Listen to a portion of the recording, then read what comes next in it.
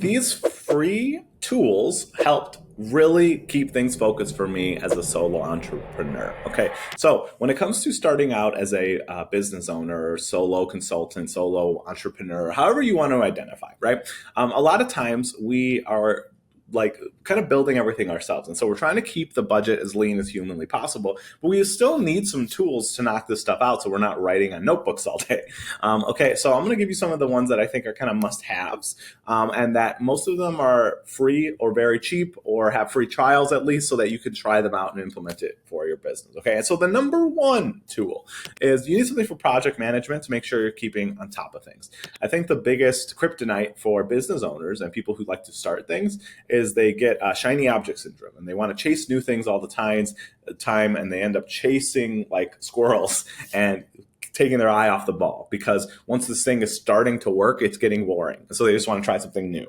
I know people who sometimes want to start a whole new business once their business is successful. And I can say I'm a little bit guilty of that too. Like I'm like, oh, things are working over here. Let's mess it up, right?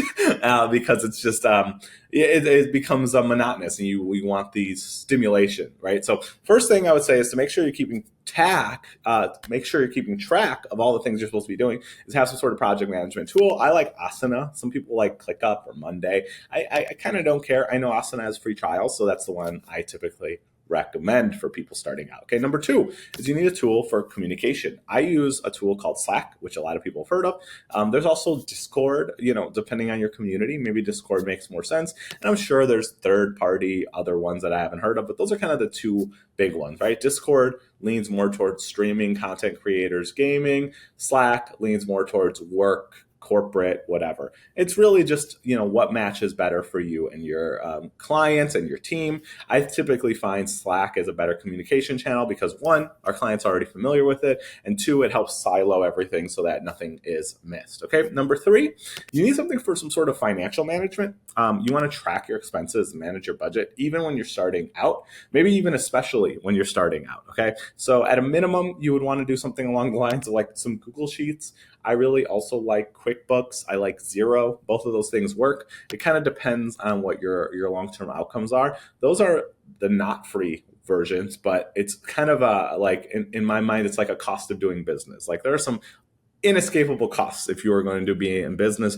Just similarly, if you were to sell bread as a baker, right, you have to at some point buy the flour, right? You have to incur that cost at some point. So that's what I would say is super important. I mean, people like to put it off. I would say put it off for as short of a time as humanly possible and then immediately start tracking those expenses and help managing your own budget. Okay. And the fourth and maybe the most important one is use like something for scheduling. I typically like the tool Calendly. Calendly is like a booking. They have a free version that allows people to self-book on your calendar based on when you are actually available.